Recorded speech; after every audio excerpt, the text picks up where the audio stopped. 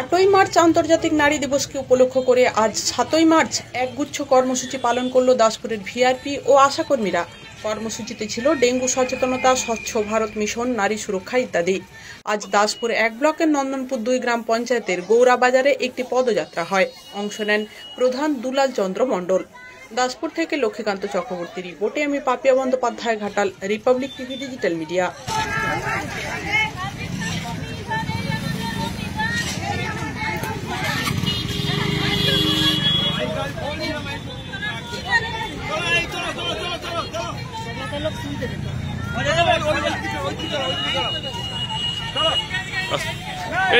এইদিকে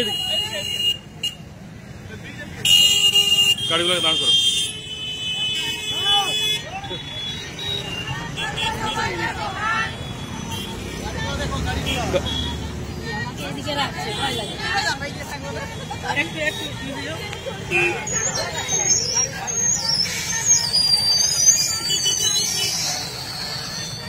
একটু সরে